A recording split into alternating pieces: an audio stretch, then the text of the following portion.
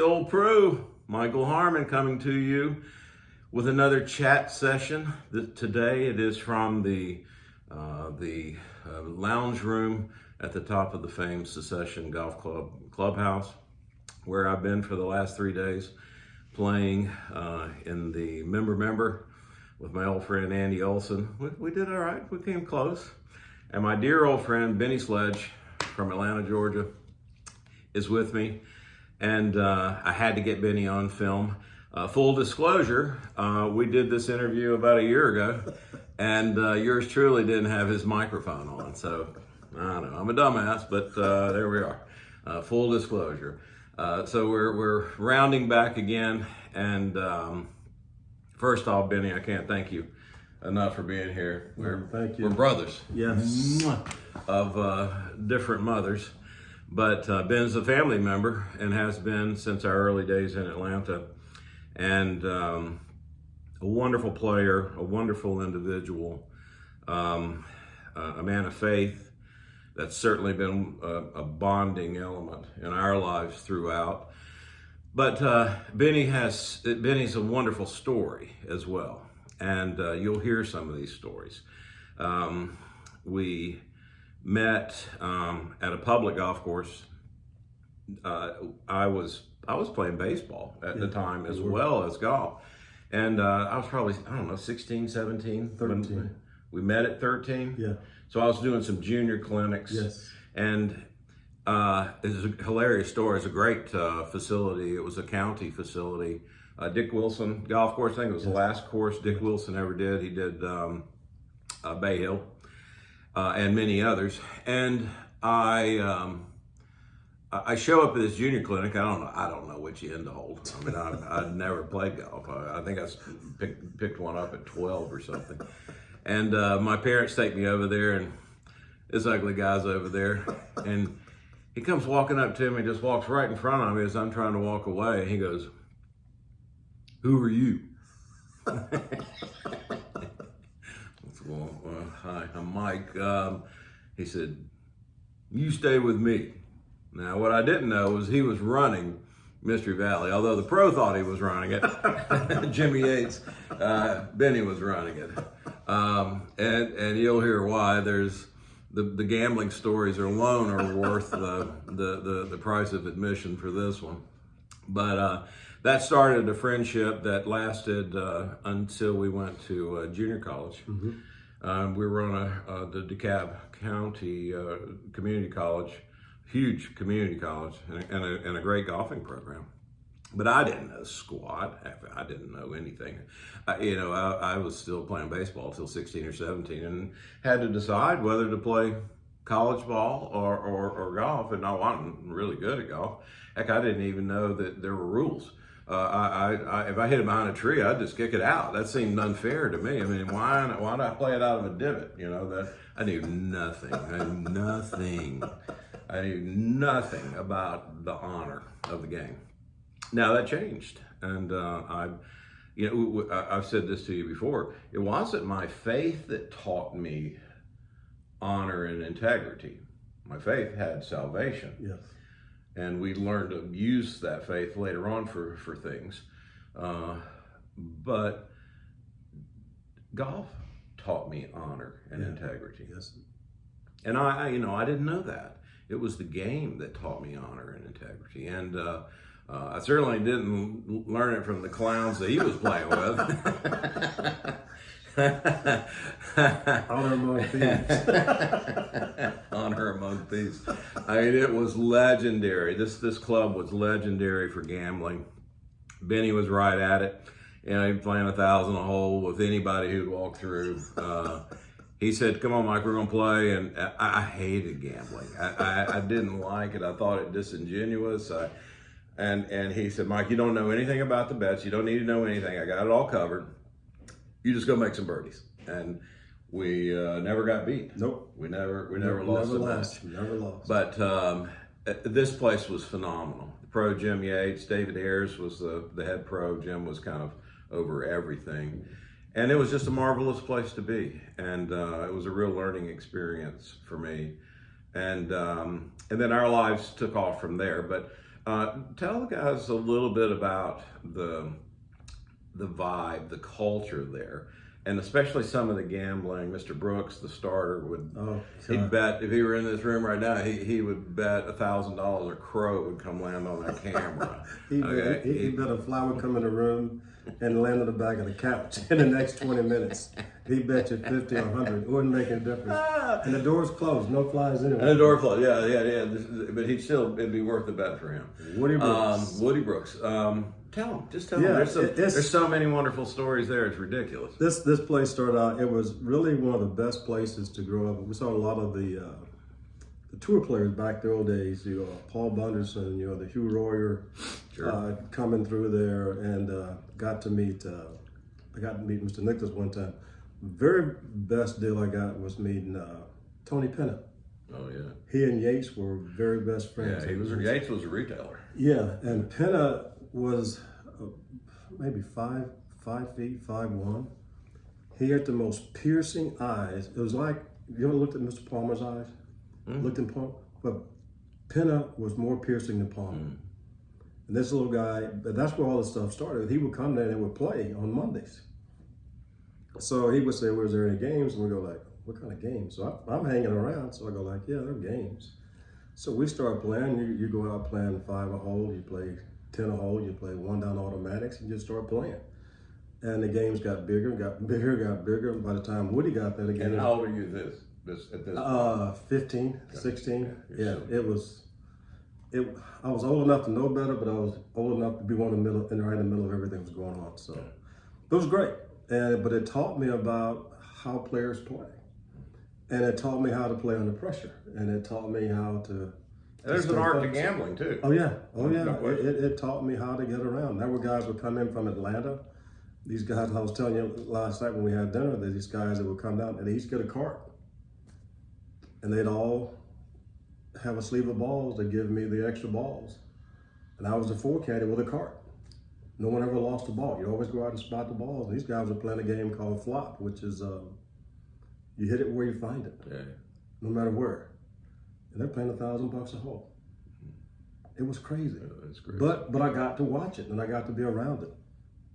But the best part about being at the Valley was, first of all, I got to give all the props to Yates because he and his wife took me in and really honed me to be a better person, because at 13, I lost my granddad, and then Mama Nell, which is Nell Yates, his wife, was always paying attention to me. She always made sure that I was okay. And after my grandfather died, she says, "You need to stay here with us. Just be here with us all the time." So at the club. Yeah. So I was with her. So I just hung around the club all the time, and I learned how to do the snack bars around the counter, learned how to do the pro shop. So I was running all the stuff there, even striping golf balls, and I would go with Yates. One trip I went with him to Brunswick to buy McGregor closeouts.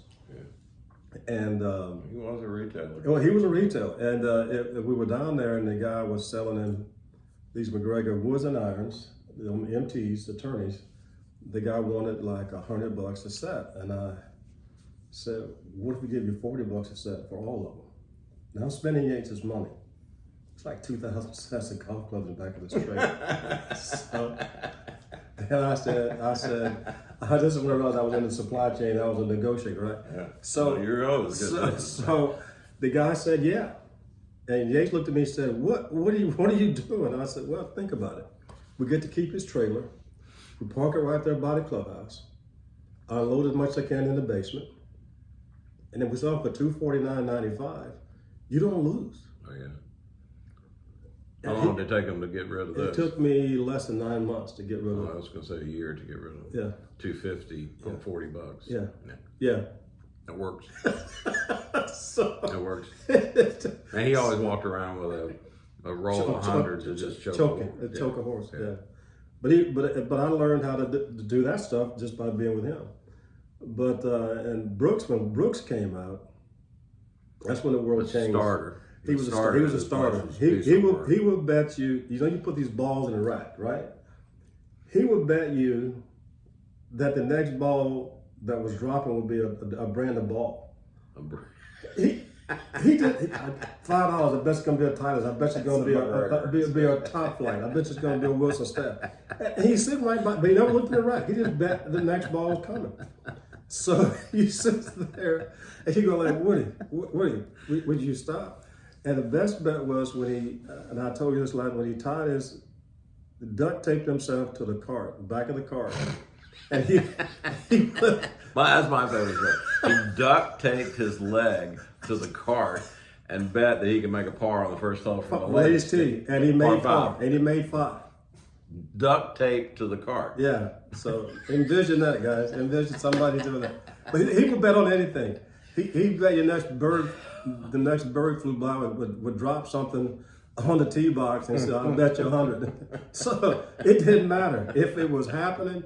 It was there. And one of the better games we did was at the clubhouse. There was an island where the flagpole was, and it was about 50 yards by 60 yards, probably more, behind number 10 tee back tee. Yeah. And he would bet people you could drive. And back then you had a lot of balls in Persimmon Woods. He would bet anybody, if you hit it over the lake from back there, your long hitters, he'd give you 200, 500, whatever it was. So on Mondays, I go back. That really wasn't possible. No, unless you played it one way. So I got over there on Mondays. I would take a bag of old balls and drive it till I hit the cart path, the road that went between the two lakes. Across the lake. And I bounced across the lake enough times that I got it down to the sides. I go like, okay, you could do that. I could do it. So that's where the bet would come. He'd bet somebody, they'd go like, and I'd hit it and bam, Is that right funny? down the cart. That's freaking funny. That is so funny.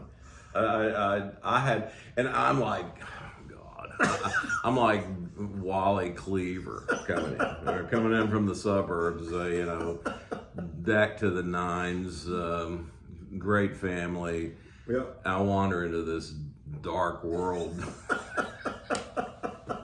It was unbelievable. Now, a cool story here is now Benny's in Redan, Stone Mountain, Redan, just outside of Atlanta by 30 miles or so east. And I was from that east side as well, so that's how we kind of migrated to that course.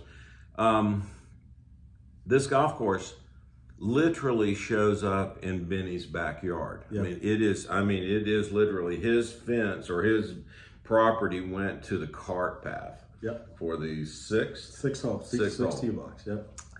And how cool the game came to Benny's backyard, and it's been at the center of your life from that day forward. Yeah, I was 12 years old. You were just a babe. Yeah, I was 12. Yeah. And I love that story, but then the best story evolved out of that with you. Again, you're a businessman. Yeah. You've always been a bit. You were a businessman before you went to that golf shop. I'm telling you that. I know. Because only thing I do is hear this story. He's in the backyard one day. Somebody said, "Hey kid, you got a Coke? It's as far as you could get from the clubhouse." He said, "You got something to drink? We're thirsty. There's nothing out there." No. Take it. I said, yeah. I said, I'll meet you by that tree halfway up that place right there. And I said, I'll have you 4 Cokes. So the guy gives me $2. I look at him and go like, $2. Cokes back then were 15 cents a piece. I got 50 cents a Coke. I go like, whoa, wait a minute. So I ran back home. Boom, boom, boom. The numbers started turning. It started turning. So we got. It's still that way. We got a number 10 tub, fill it with ice and Cokes. Number 10 tub. Some of these folks know what it is. Fill it up with Cokes, and we started selling Cokes. So that went on for a couple of days, and the third day, the guy came and said, "Hey, you got anything to eat?" I said, "What?" He said, "A bologna sandwich, a ham sandwich." I said, "I'll meet you by that tree right up there." Ran home, washed my hands, made it 4 bologna sandwiches, and came back, and he gave me $8. And I go like, "Okay, this is good." I just made $8 off of 4 sandwiches. I figured this is going to be really good. So the next morning, I couldn't drive. So every kid that had a radio flyer wagon worked for me at that point in time. So we walked the 2.5 miles to the store. 2.5 miles. Each way. We walked 2.5 miles. We bought bread. We bought meat. We bought sodas. But all of the mayonnaise and the mustard brought it back, and we made sandwiches. They had them on the table for these guys to buy. So I'm selling sandwiches. Mike, we started clearing $700 a day. A day. Now, this place was playing 50,000 rounds. I mean, the place was packed. Every day we clearing $700. So the second week I go there and the guy who worked for Colonial Bread Company says, "Hey man, what are you doing up here every day so early?" I said, I can't drive. I said, I don't have a license. I said, but these golf people over here, they're looking for food. He says, well, hold on. He said, don't come here. We'll come to you. So he told the meat guy, the coke guy. So they all came to Paul Drive, the dirt road I lived on. They came to me. So that went to $900 because I cut the grocery store. I was getting it at cost. So it was $900 a day. Then they put up a fence. Then Mr. Yates, the pro, heard about this. Put up a fence. And I go like, you stopping free enterprise, man. So I took some wire cutters and I cut a hole out of the fence big enough for these guys to stick their hands through and still get the sandwiches. They came over and they fixed the fence and said, don't cut that fence again. As soon as they left, click, click, click, click. They were messing with my money because I go like, okay. So they came back and they said, you cut this fence again, we're gonna lock you up. So I said, okay. So I looked and the fence had about this much room on the bottom. So I had my brothers help me dig out on our side. We dug out a place that wouldn't touch their side, gave them 6 inches of freedom, but we dug it out where we could put plywood in the bottom and a tarp on it so it would never get wet. And so we shoved it underneath the fence. Didn't cut the fence. And it didn't touch the fence. But we still made our money. And then finally one day Yates came over, drove down the dirt road, and we were just cleaning up, bringing everything back, and he says, where's that kid that's over there selling all that food over there and stuff? You know, and like, I'm in the front, right? And all the other kids, they just backed up and left me out front by myself. I go like, okay, great, guys. You guys just deserve it. You're the leader, though. And he said, you can't do that. And I said, why? He said, you don't have a license. I said, in the yard. I don't need a license to be in my yard. He says, you can't do that. And I said, why? You messing with what? I said, I'm not touching anything. He goes, I'm not on your property. I'm in the backyard here. He says, 12 years old. 12. He said, you can't do this. And I go, what do you want me to do? He says, where do you live? I said, right there. My grandmother was on the porch and he said, I want to talk to her. And I said, well, be careful because those dogs, if you raise your voice, those dogs are going to eat you alive. He says, all right. He walked down and talked to my grandmother and she said, honey baby, come here. She always called me honey baby. I knew I was in trouble when she said honey baby. She said, come here. So I go down there. She probably said that a lot. Yeah, she did. Yeah. She did. Every once in a while, she would say honey baby, and I knew I had to get up and go figure out what it was. But she said he wants to do this. He's making things right. And she said, well, he told me, he said, you'll never go hungry again. Jim told her that. And she raised 8 of us and 5 cousins. Right. My grandmother did. It's 13 kids. It's 900 square foot house. Yeah, this is, I had a chance to see this house. And it wasn't much bigger than the room we're in. No, it wasn't. If you squared it off, it wouldn't be much more square. It's about this size if you square this room off. I remember. And I think I met your grandmother. You did meet my grandmother. You came over there a few times. times. Yeah. And then because everybody looked, they said, who's that? I said, he's part of the family. You guys don't worry about who he is. Just figure out who you are. So, but and my grandmother loved him because she said, that's that Mike you talk about? I said, yes, ma'am. She goes, he's a nice guy. I said, yeah. She said, something about him. I said, you see God. Mm-hmm. And she said, Mama, that's how we kind of connected. There was something right on the first meeting. She said, I knew it. And I said, trust me. And she goes, because we grew up Pentecostals. And she was very devout in the faith and stuff. And she was really trying to push me to be that way too. But I would teeter-totter with Woody Brooks, and I would teeter-totter and go, well, I'm going to do this or not. Sure. But that base was there. But I guarantee you her prayers were around you. Oh gosh. That's all the time. Yeah. A hedge of protection all the time. So, but he told her, he says, you'll never go hungry again. I want him working for me because I got plans for him. And she said, okay. And this is the pro. This is the pro. Jim Yates. That's mentorship. What he did, he bought 2 huge freezers, bigger than that couch there. Mm-hmm. He filled them full of meat and bread. He and Mama Nell did this. And this is something that touches me every day. Mm-hmm. We never went hungry again. Mm-hmm. He taught me how to be in the golf business, how to run the golf business the right way. And in turn, business in general. General, yes. Because you didn't get into the golf business. No, I didn't. But it was business. Business. He taught me about business, and all of his friends were business people. Yeah. So I would learn by sitting, everywhere he went, I was with him. I was a shadow. He didn't move unless he bumped into me. Right. And people always ask him, why are you bringing him with you? He said, if he's not here, I'm not here. Right. So it was like you and I. If it was always easy, we're together, we don't do it. That's the way it was. But he really pushed it to me, and he told me, he said, you're gonna have a hard time. I said, why? He said, because you don't look like everyone else. And I said, Real okay. honest, and he was very open well about done. Yeah. Well, I mean Yeah. that's it's not an easy thing to say. No. But it is, and I actually saw a lot of this once we hooked up, and Yeah. we'll talk about Yeah. that in college. But Yeah. that's wise on his part. Yeah. Get you ready. He did, and he prepared me for what was going to happen.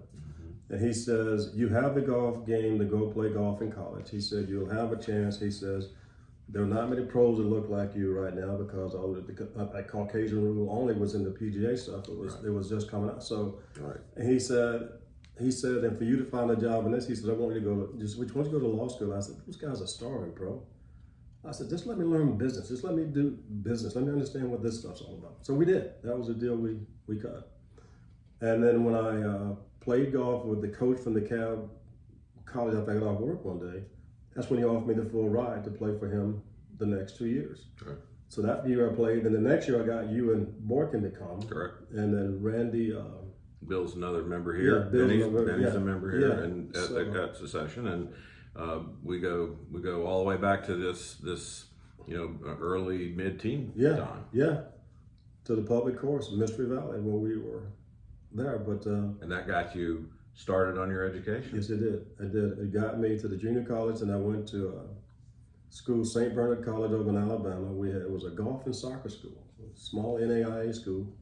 Went to the national championship the 2 years I was there. Had gone to the national championships 10 straight years with NAIA school had. Had won soccer national championships. It was great. In fact, one of the big soccer players was Neil O'Donoghue, who played for St. Louis football team. But yeah, we were all there. And that got you in the, they got your business degree. Yeah. And I remember you telling me, and you'll have to expound on it, but there were a lot of guys in that community who took you under your wing as well. This town, this is what, The same thing. Yeah. It was, you weren't white. no, So you're going to have some problems. So yeah, we pull you in. This town, Coleman, Alabama, and I love it. I love the town, absolutely. And the town had no black people in it within 30 miles in any radius. But the townspeople, when I got there, they knew I was coming because the judge had recruited me. The day I hit the town, everyone knew who I was. Because I'd gone to the golf course and come back through town, and I stopped to get some stuff from the Five and Dime store. Everybody said, Ben, come here. Benny, come here. Someone like, what in the world's going on? I mean, what is this? But they all knew, but they had already brought it in. I paved the way for you. They said, whatever you need, we're here. You have Not many small towns in Alabama would have. in North Alabama would have done it. I'm going to tell you. And the judge told me, he said, if you have the strength to come do this, we'll make it happen. I said, Judge, I'll do it. Yeah. Well, I've said many times, I was with Benny for 1 year at DeKalb. His sophomore year was my freshman year, and we couldn't play in tournaments at clubs that wouldn't allow Benny to play. Yeah. We couldn't stay in certain hotels. Yeah. We couldn't eat in certain restaurants. Yeah. And for me, Wally Cleaver, I don't know anything. I'm just a dumb white guy. Just smiling all the way. Great family, great, just great parents, great. I just lived in an isolated world. This was huge. This was huge for me. And I never saw Benny as black. I saw this. Yeah. I saw the heart. Yeah. And but it was eye-opening, and it was something that It stayed with me always, but it was so maturing. It was sad, but it was better. It was getting better, and it was guys like you that made it better. That's part of what I don't like about what's happening today. It's still like 1600s. Yeah. No. Is it tough? Sure. Yeah. I don't know anybody's got it good. I mean, whether it's racism or poor or sick, everybody's got something. Yeah. But it's getting better. And, guys like this guy helped push that envelope. And it was people like my dad. Absolutely. And my mom. And let me tell you, I did not know this story until we were in Scotland 3 years ago. And I told you 4 years ago.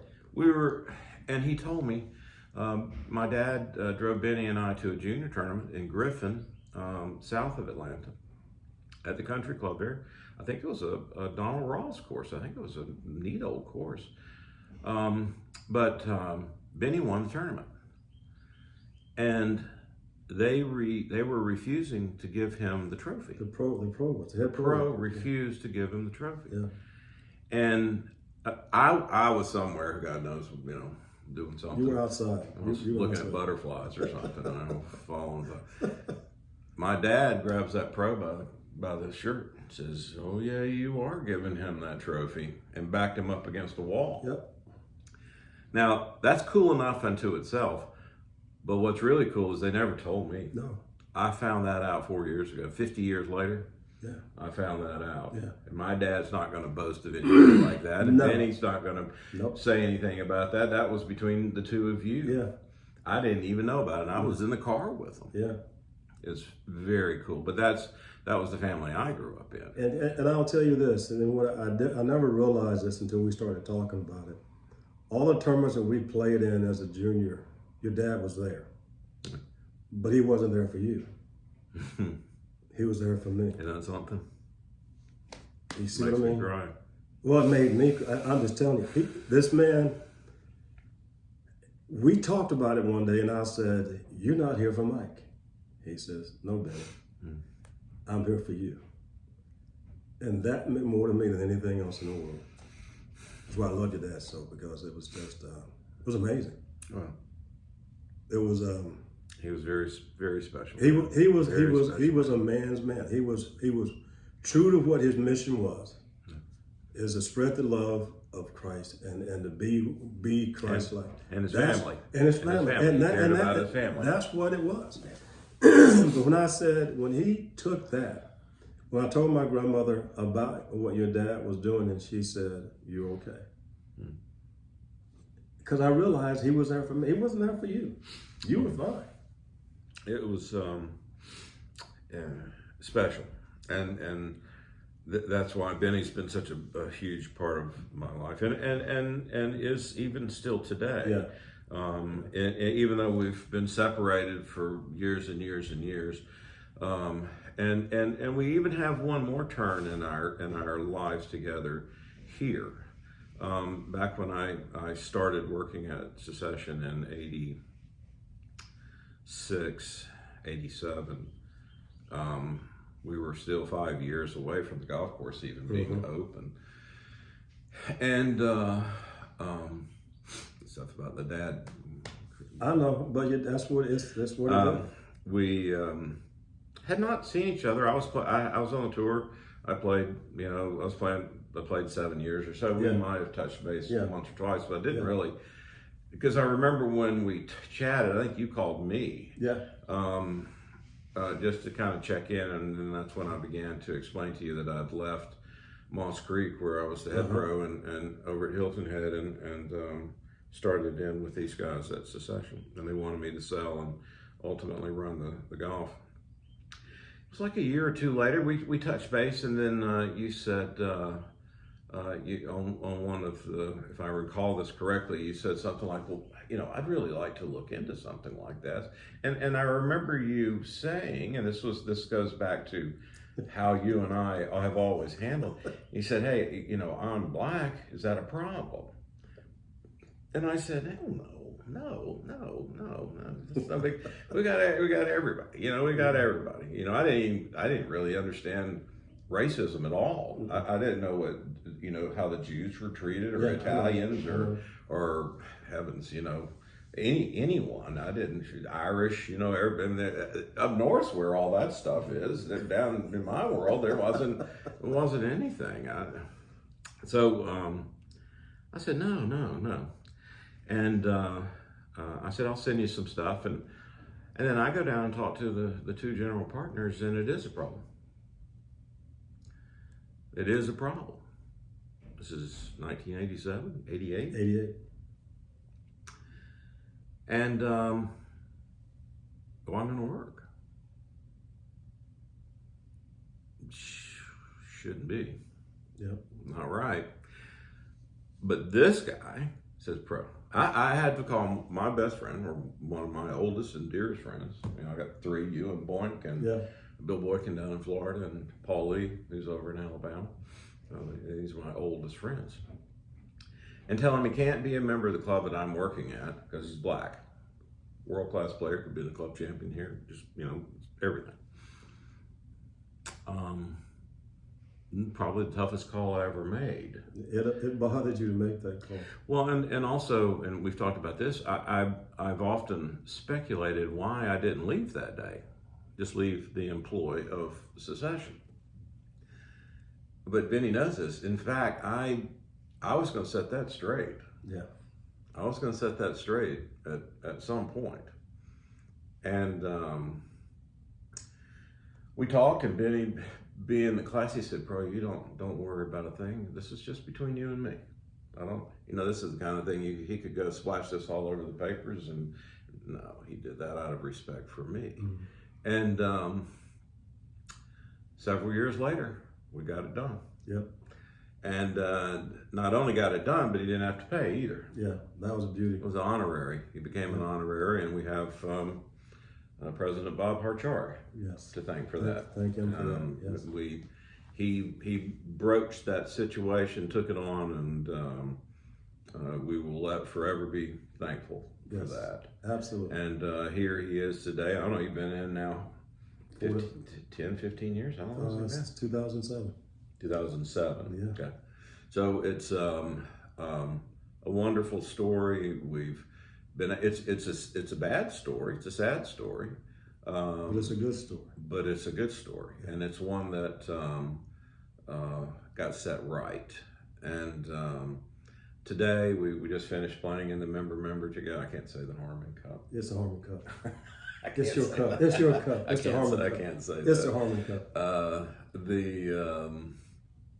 We played member, and we didn't play together. We'll do that 2 years. 2 years. 2 years. I'm going to play with Andy, a Middle Tennessee boy that I played with this week, who we challenged. We were close.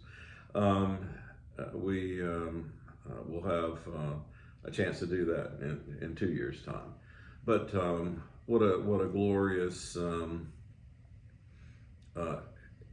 rough but a glorious road that we went on in that one, and it's just so fulfilling to see you here, and we talked a good bit about this at dinner last night. Tell them, in your opinion, what makes this place so cool. This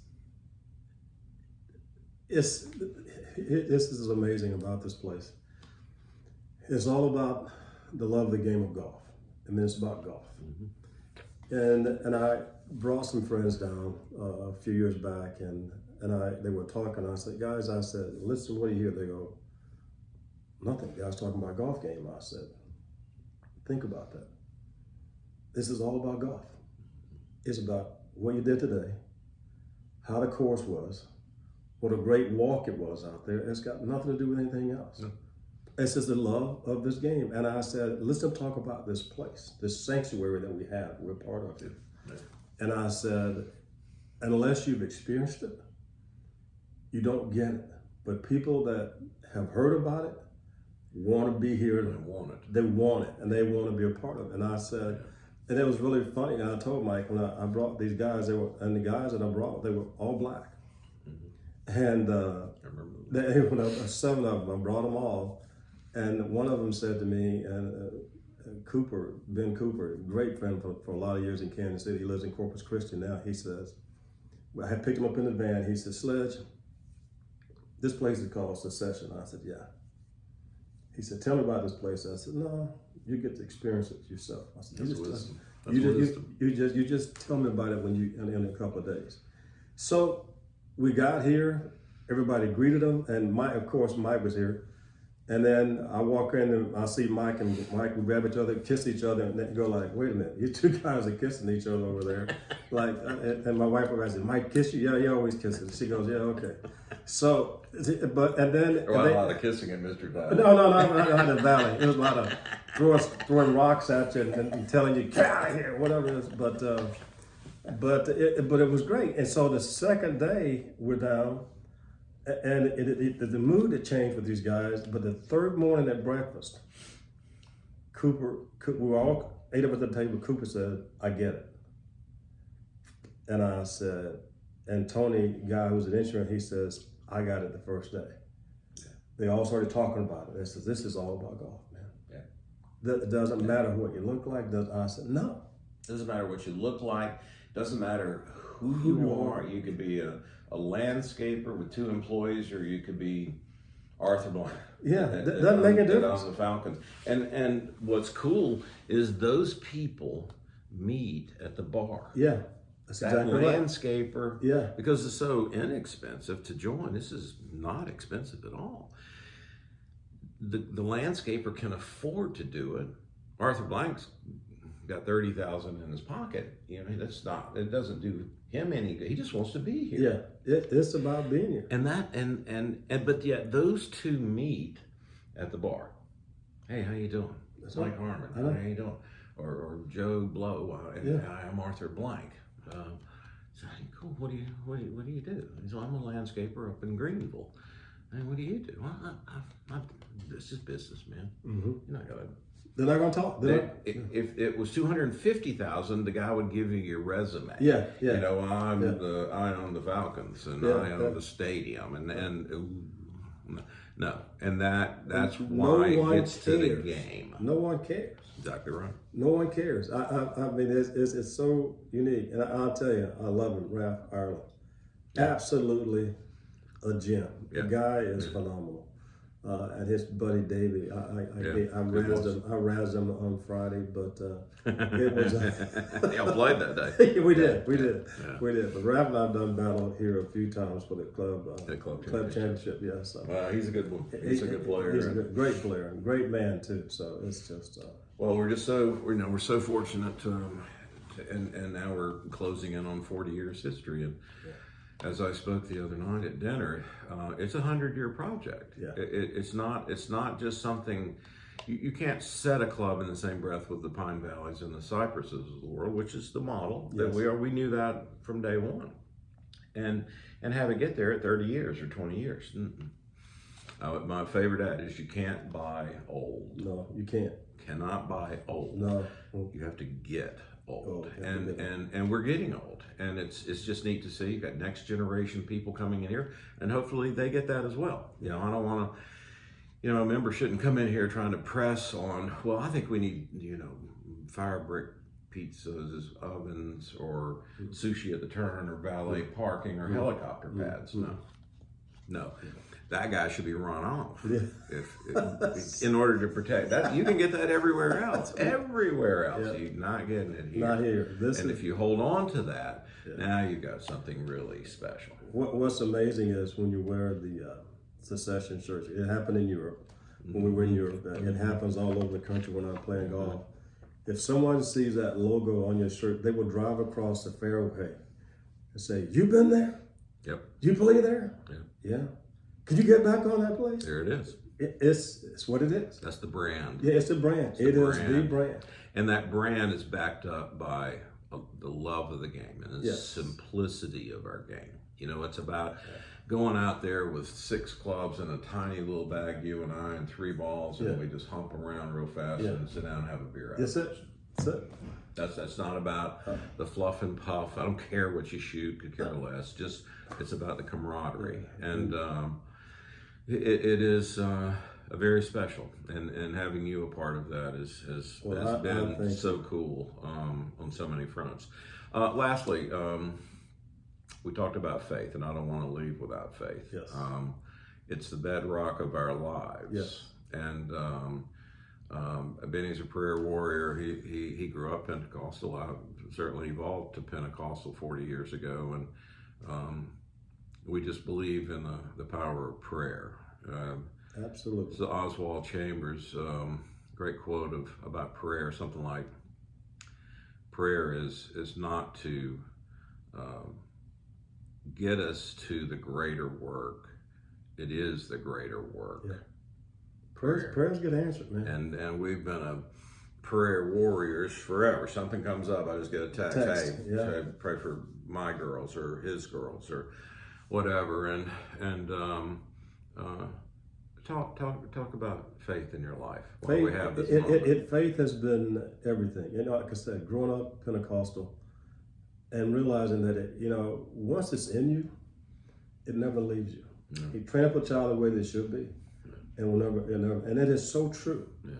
Because with my wife, it's the same. She grew up Pentecostal. She grew up the same way, and we brought our girls up to understand that's the way that things are, and you believe it. My oldest daughter is a devout prayer warrior. She is just absolutely on it all the time. And then you trained her.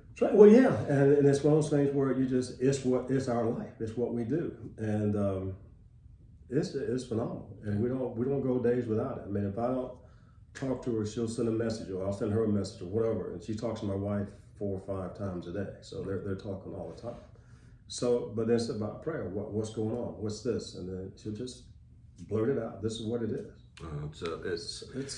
You've been a dear friend in that area too, and in support. And I know our family's been there in support of you. Oh yeah, absolutely. Years. And it is the relationship with this man right here is multifaceted. It's been educational. It's been golf. It's been faith and prayer. Yes. It has been so many things, and he is just one of my dearest friends. And I know you got to go play golf, and I've got to go play golf. Yeah. We get one more round before we have to head away. But I can't thank you enough thank you for everything and sharing with these wonderful people that sign up for my rag. This is good. This is good. Hopefully we got the volume right. Hopefully this time it's recorded, folks. You can hear me talking. So the last time it may be that we do it again next year. We might be same place, same station next year. But I love you, and you're a special person. All right, thank you, sir. You bet. All right. Here's that kiss. Yeah. Mr. Valley Boys didn't understand this. They don't understand the kisses. No. So thanks for joining us. We'll catch up again soon. Cheers. Thank you.